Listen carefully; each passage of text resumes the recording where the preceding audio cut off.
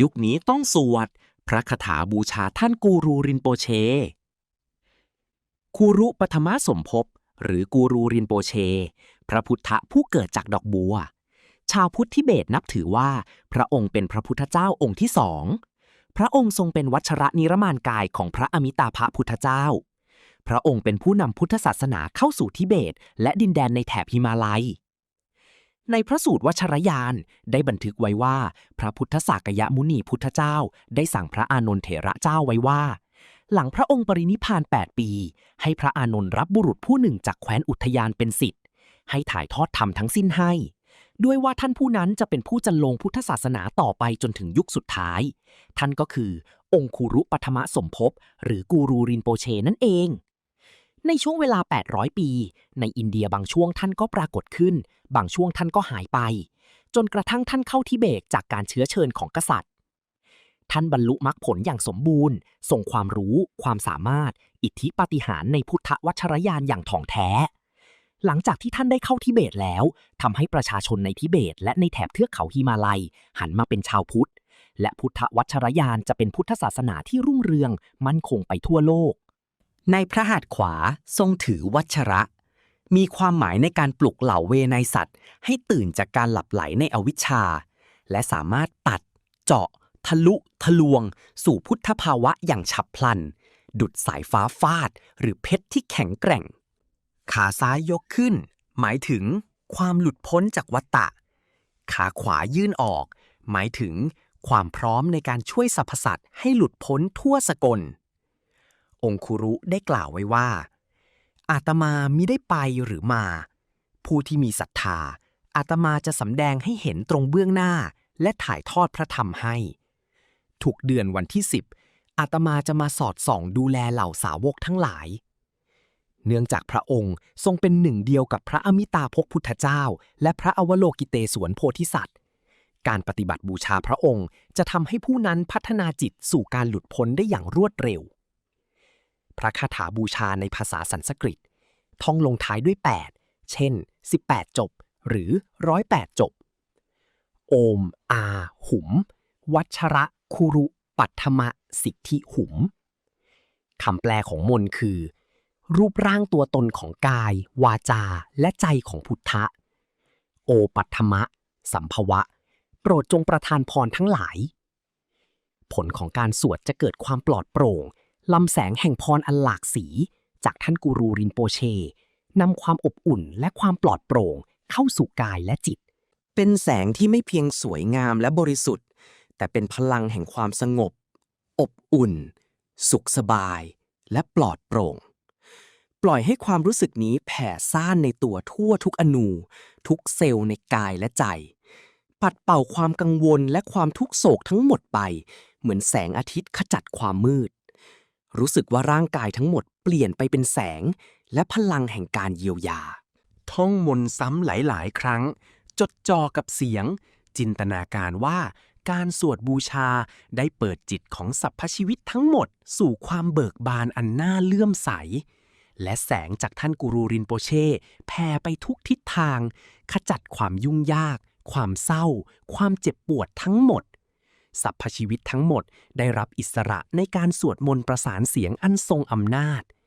การสวดมนต์เติมเต็มจักรวาลซึ่งกลายเป็นหนึ่งเสียงแสงและความเบิกบานรู้สึกเบิกบานในความอบอุ่นและความปลอดโปร่งนี้ปล่อยให้ความคิดและความรู้สึกทั้งหมดกลมกลืนไปกับมหาสมุทรแห่งความสงบอันน่าเลื่อมใสในที่ซึ่งไม่มีความแตกต่างและขอบเขตอยู่เหนือความเจ็บปวดและความตื่นเต้นความดีและความชั่วสิ่งนี้หรือสิ่งนั้นเธอหรือฉันแต่เป็นทั้งหมดเป็นหนึ่งเดียวกันผมได้ยินเสียงสวดจากองค์ท่านครั้งแรกที่เดินทางขึ้นไปกราบนมัสการพระพุทธรูปท่านกูรูรินโปเช่ที่วัดทักซังประเทศภูฏานวันหลังจะเล่าให้ฟังจากนั้นจึงสวดเป็นประจำทุกวันรับประกันว่าเป็นสิริมงคลในยุคนี้แน่นอนครับลองสวดตามนี้นะครับ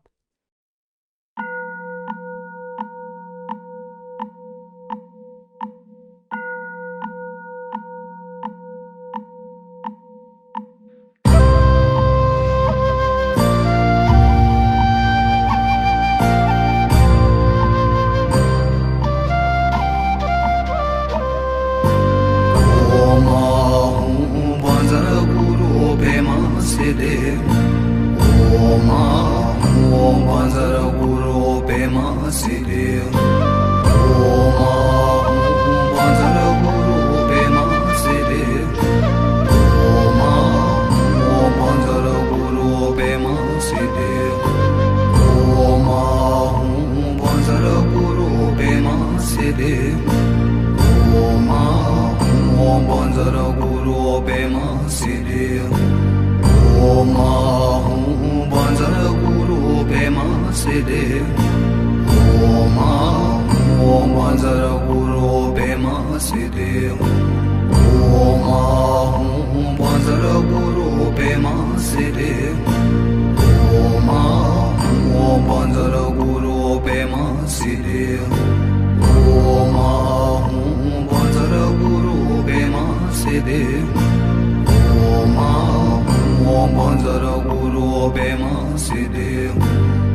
Om Panzara Guru Pema Siddhi Om Om Panzara Guru Pema Siddhi Om Panzara Guru Pema Siddhi Om Om Panzara Guru Pema Siddhi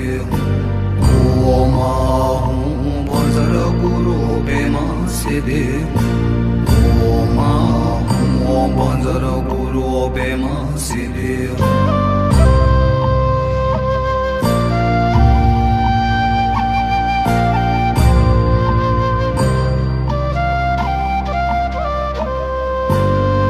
Om Panzara Guru Pema Siddhi Om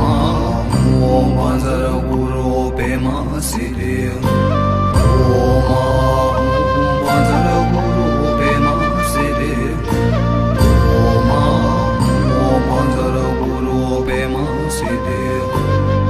Om Panzara Guru Pema Siddhi Om Om Panzara Guru Pema Siddhi Om Panzara Guru Pema Siddhi Om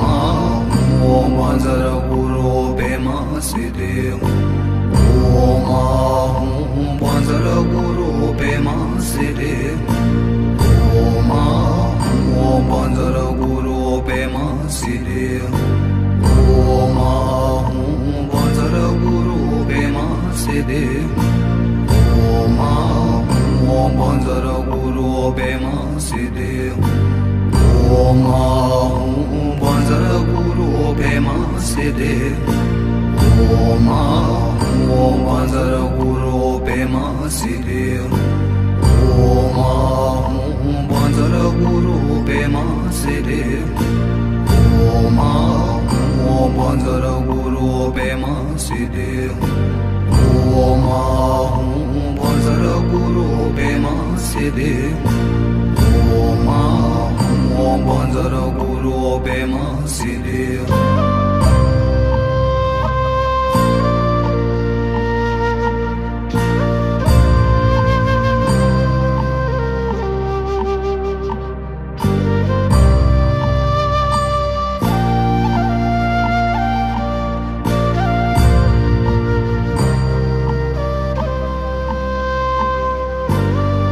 Om